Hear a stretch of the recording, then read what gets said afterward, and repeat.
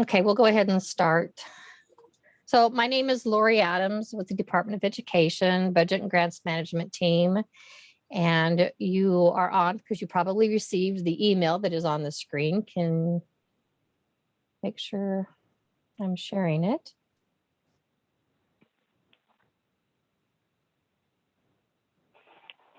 Yeah, so this email that went out was a system-generated email through SPEDFERS. So the people that received this were those that were registered in SPEDFERS as a user through the NDE portal. We also will have this information going out through the NDE bulletin. So in the email, it talks about some major changes, and here's the new record layout.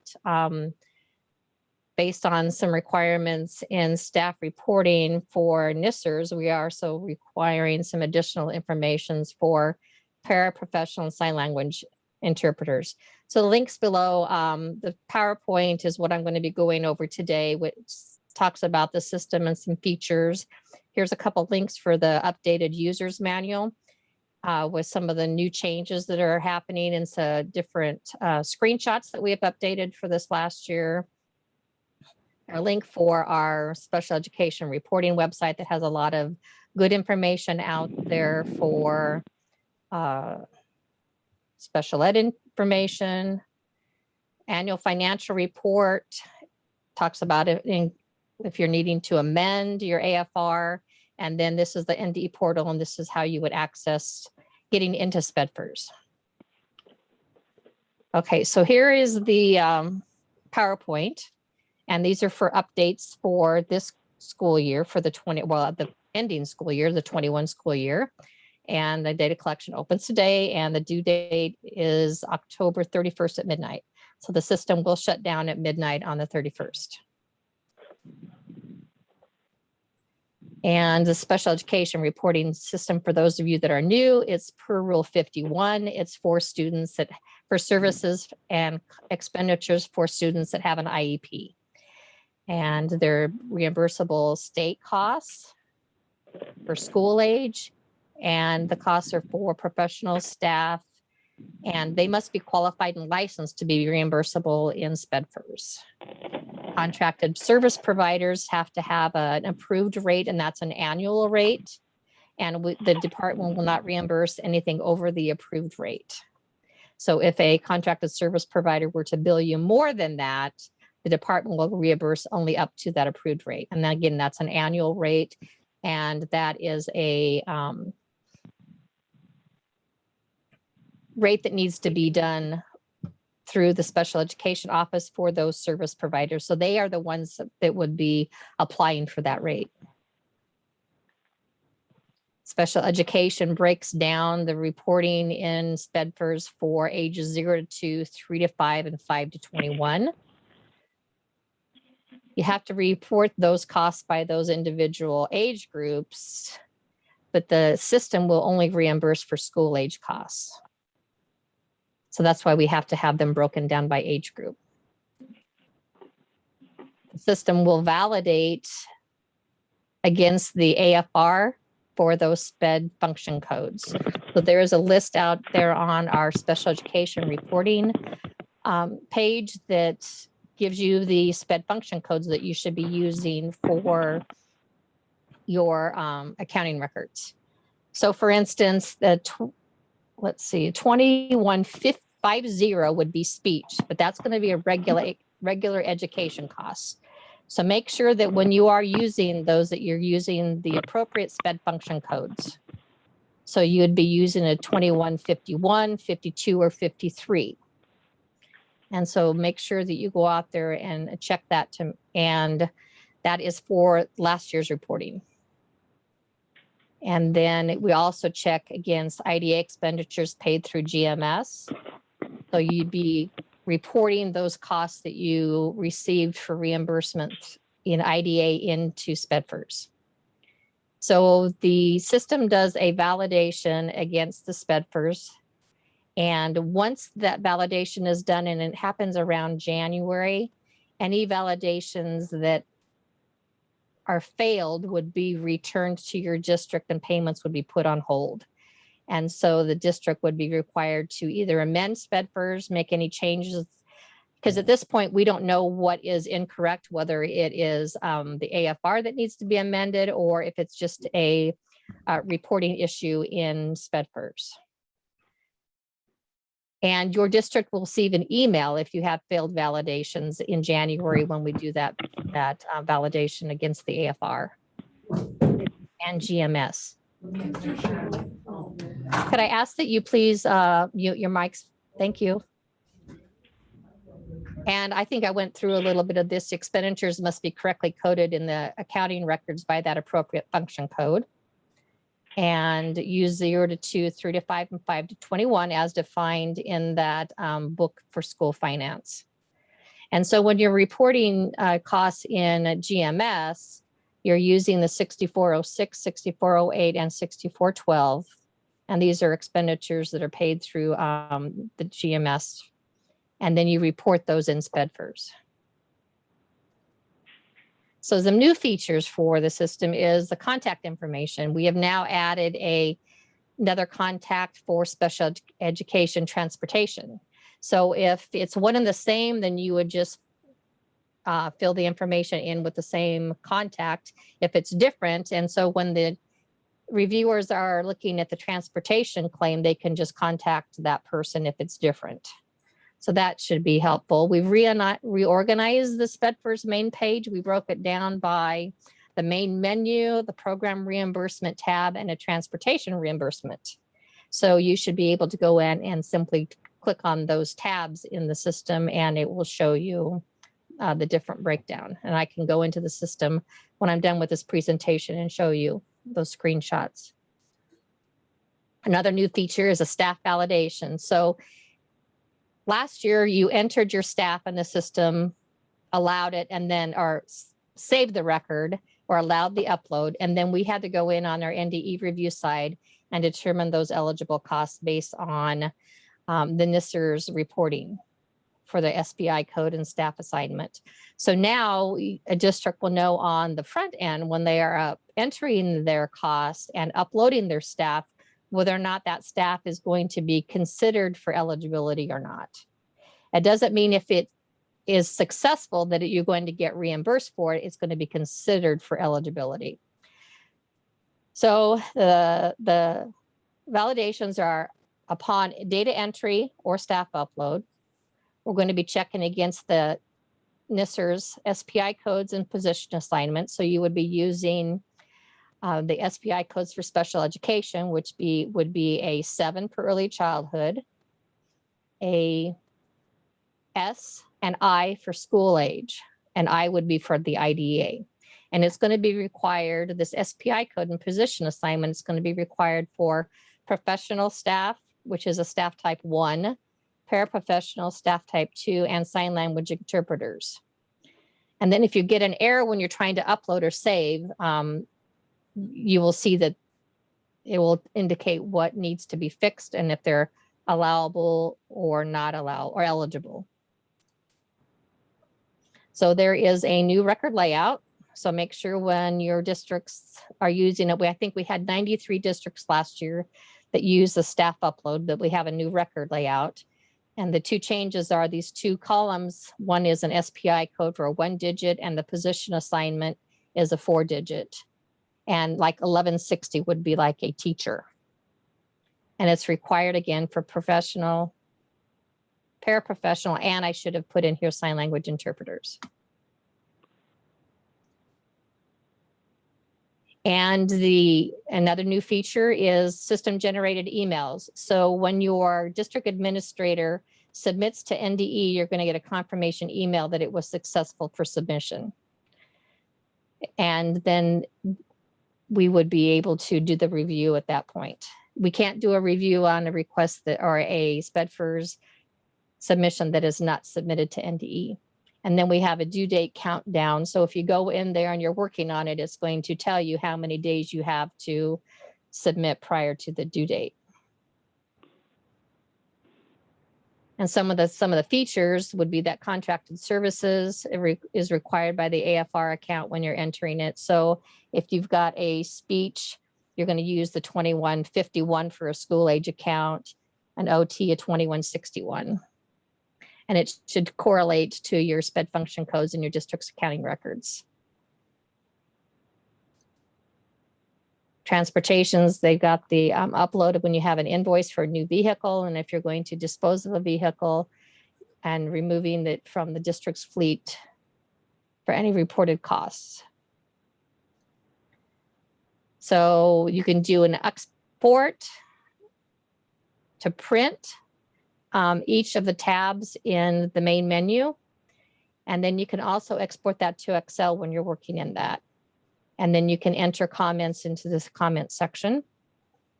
SPEDFORS generates reimbursement for school age, ages 5 to 21, and 7 payments starting December 1st. And then the transportation reimbursement is for 0 to 2, 3 to 5, 5 to 21, and that usually is in the spring prior to, for the prior year, once we do our review. You'll also see in SPEDFORS the collection status history. It's going to have the status of the data collection. It's going to have a date and time stamp, and it's going to give the username. So you can either see when a district user entered the information or when a state user did. And then you're going to get system generated emails.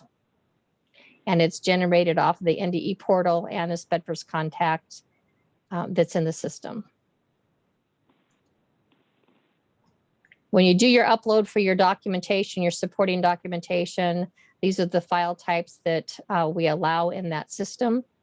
When you do your upload for documentation, and you would be uploading your accounting records, you would be uploading your contracted services bills, you would be uploading any spreadsheets that you might have that you came up with when you were determining your costs. And then also one thing that we found that was an issue is when you're doing your PDFs, make sure that it is included the whole print block, because sometimes the data ran off and it wasn't readable and we had to request additional information. Some of the common issues, now I'll go over those, is the coding expenditures in the district's accounting system did not include just SPED costs. They included other costs like regular ed. So make sure when you are coding that you're coded to just the special ed costs. And make sure that you are not coding district-wide purchases. You can code it into your accounting records, but you're just going to submit for reimbursement only those costs that are allowable. For like the service provider, you can have it coded that you're going to have those costs in excess of the approved rate in your accounting record. It's just that you won't be able to submit reimbursement for that. Equipment must be per Rule 51. Facility costs are per Rule 51, and the costs not supported in the IEP would be non-reimbursable costs. So those are some things to think about when you are submitting your costs in SPEDFORS. Another common issue is inaccurate staff reporting for NDE staff reporting. Staff reporting for the 21 school year closed in June, and no changes can be made after June 31st. So anything that was reported in staff reporting that was inaccurate by the June 30 date is, you can't make changes that date anymore. So when you're coding your staff, which the staff reporting I think opened for the 22 school year, make sure that you are using the appropriate SPI codes. Like I mentioned before, for school age, it's going to be an S, and that's for local funds and state funds. An I is going to be for federal funds for IDA, and a 7 is going to be early childhood for IDA, state and local funds. So this is really important to make sure that you're using the appropriate SPI for your staffing. Otherwise, you're going to have a lot of errors and staff that won't be able to be entered or uploaded. You can't have an SPI code of a 0. That means that's a regular ed staffing unless it follows this exception. And the exception is for superintendents, assistant principals, assistant superintendents, principals. And there is an exception that you can go in and click on this. And if you have some staff that you're wanting to get reimbursed for sped costs, you have to go through this process. And that's an annual process, and it starts in the fall for the current school year. Common issues is staff upload is incorrect formatting. So make sure you're using the newest uploaded layout, and you don't include column titles in the upload file. Supporting documentation wasn't sufficient. We required it for each section. So if you're doing contracted services, we need to have those bills. If you're doing staffing, we need to have the payroll records and the appropriate accounting information for object codes 100 through 800. We need the year-to-date total transactions by object code. And then here are some resources, the Rule 51, and some of those other links that I went through when I talked about that email.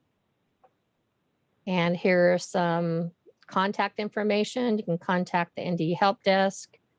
There's some staff names here from the budget and finance team that can help with some questions. And if you have any transportation questions, these are the staff that can help with that. Okay, so that is the end of that presentation. So I will go over now go into our training site. And so you're going to go into the NDE portal. And I will just go over some of those features that I spoke about in that presentation. And this is just test data.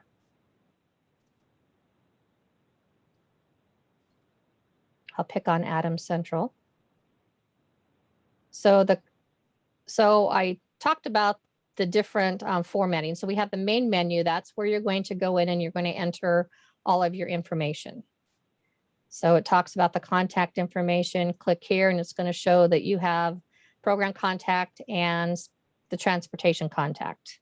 And then you can just fill in your datas. And if it's both, you click here and then you would save the record.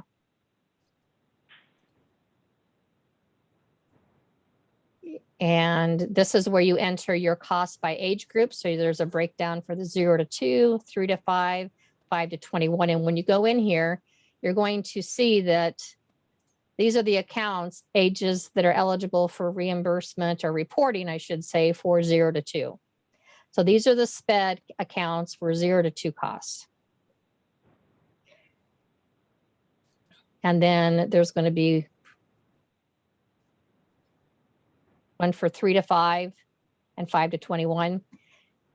This is your staff information. You're going to have option to get staff into the system 3 ways. One by using a drop down, enter the staff that aren't in that drop down, or you can do the option 3, the upload. And if you click here, it's going to give you the new file upload. And it's going to talk about that it's required for professional, para, and certified, the SPI codes. And these are the 2 fields that were added. And so make sure when you're uploading it that you put them in the appropriate order and use this format. If you don't, you're going to have a lot of errors that are going to happen.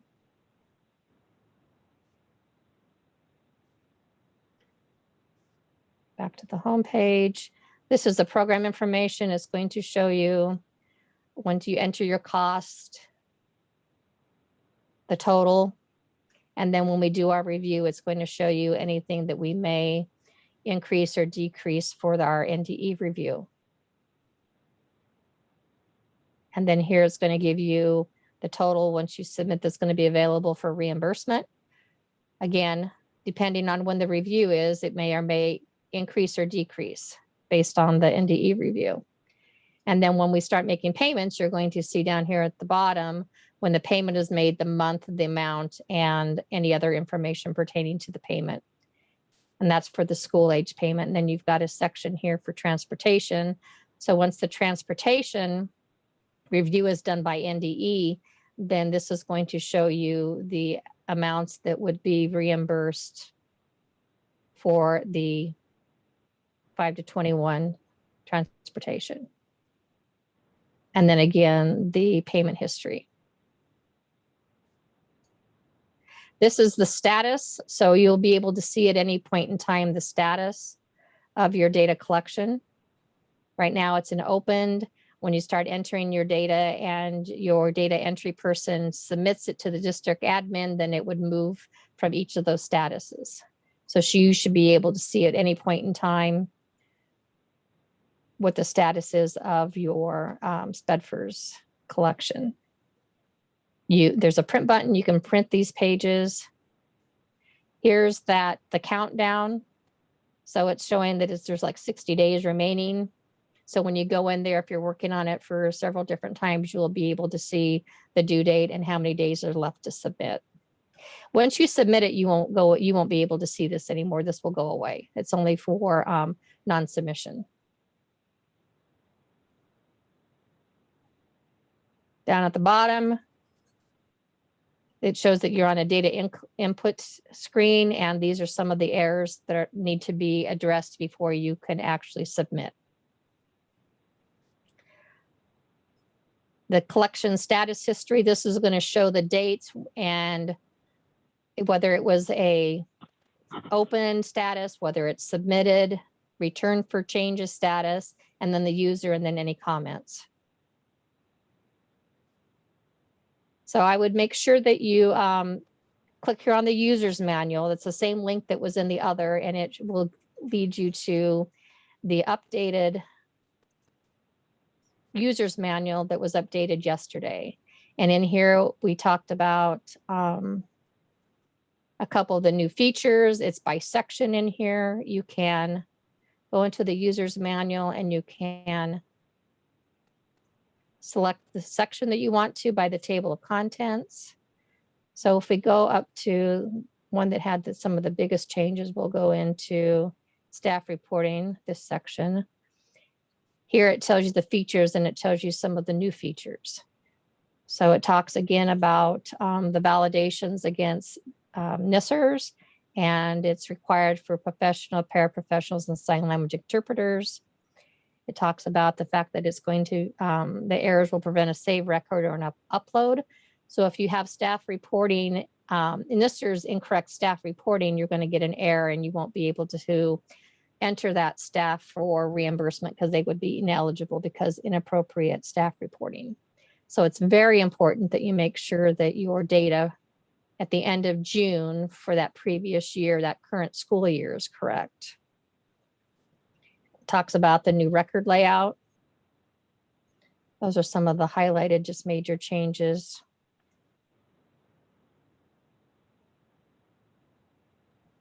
Let's see.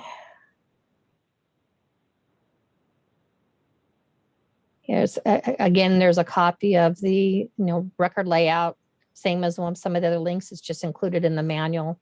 So I would just make sure that you go through here and make sure you're using the most current manual.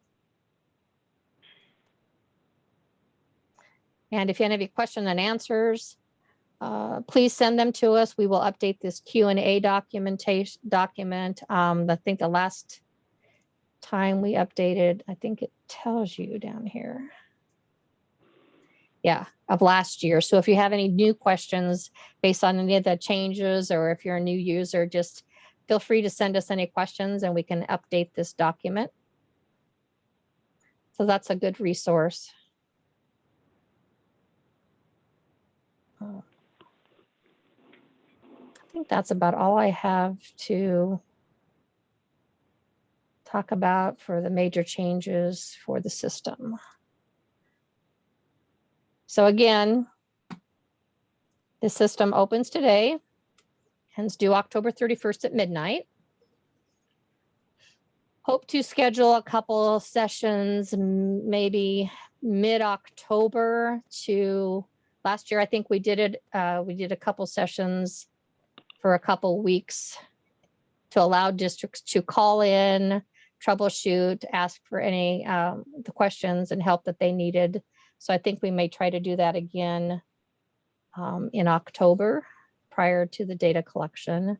2 weeks out from the data collection, you'll be getting emails telling you whether you need to, if you've been in the system, if you've done some data entry, if you still need to do data entry, and if your district admin needs to submit. So you'll get those reminders 2 weeks out from the deadline, just to give you a little heads up of the approaching deadline.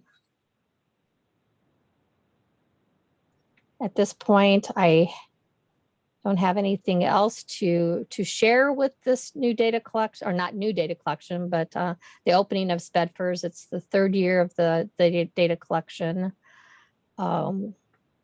Hopefully the changes that we've implemented will assist the districts in being able to determine their eligible costs specifically for staffing. If you have any questions or concerns, feel free to reach out to any of us in that PowerPoint or send me an email. We'd be happy to assist you during this process. I thank you for your time and hold on, let me check the chats. There were some comments in the chat.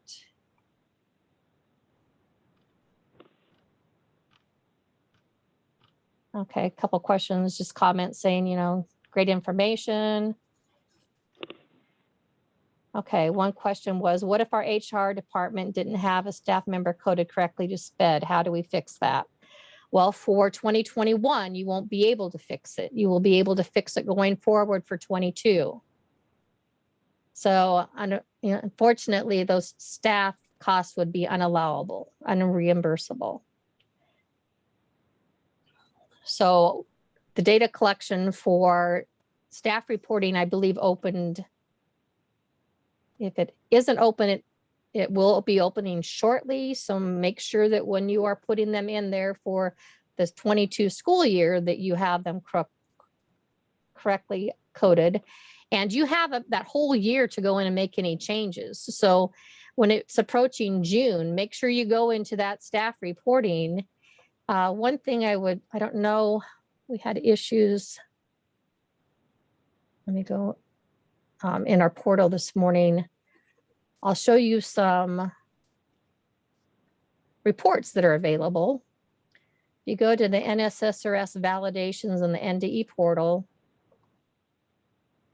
I'm just going to pick on Adams Central again.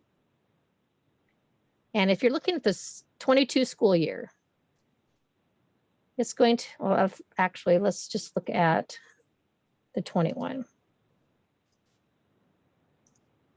So this is the reporting period that you're reporting for. There are several reports here, and you can go here and click on that one, and it's going to show you the staff that are qualified for special education. So it's going to show the staff and what's in staff reporting correct already. And it's going to say whether they're qualified, meaning they pass through some of the qualifications criteria needed for reimbursement. So this one here is showing that this is IDA. So you would be able to enter that staff in the IDA GMS. And you would not be able to enter this staff in IDA GMS because they're school age. They're not a federal funded code. So this is really important. And so this is a good resource. So you can go in and for 22 and look to see what you have going forward. So I would make sure that you go in and you look at the NSSRS validations. And then you can also tell if you just want to look at an individual that isn't on your list. Let's go back to 21.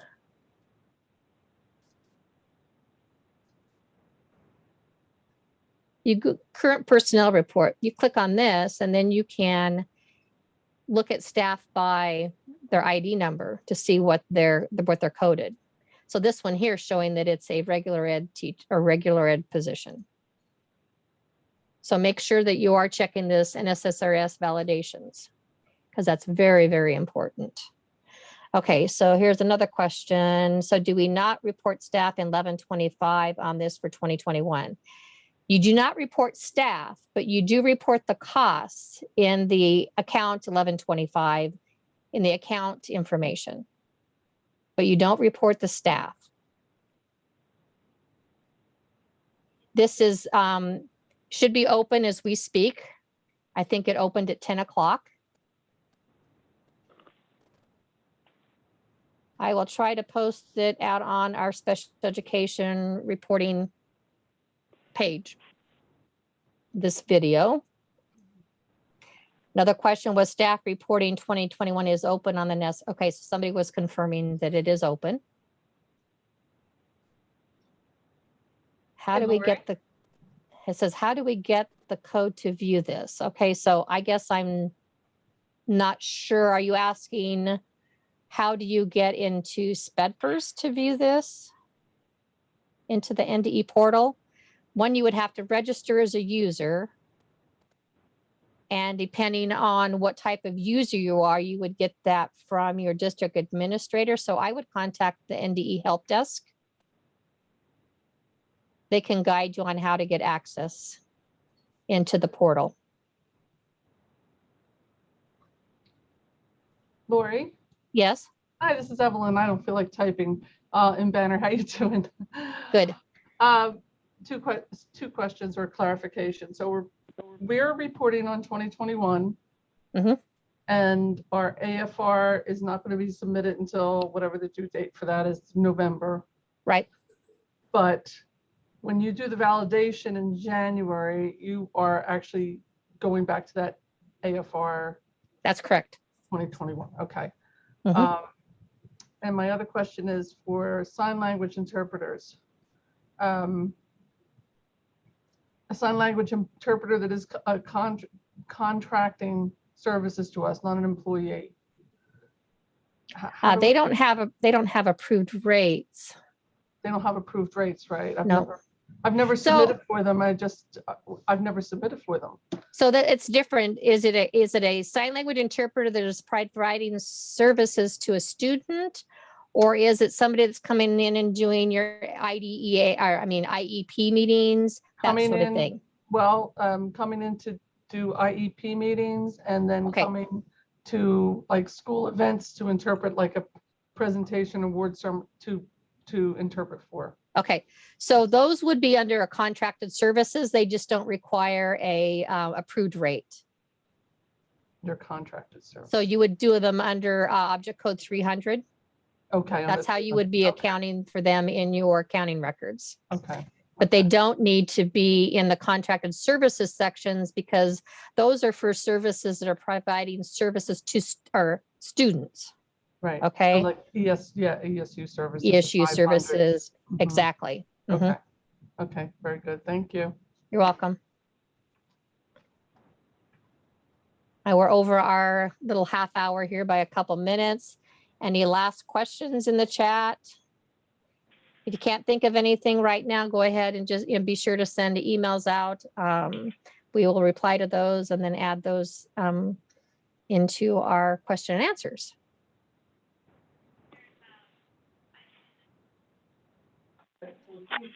Again, I thank everybody for taking the time to jump on this call. I know we went over a lot quite quickly.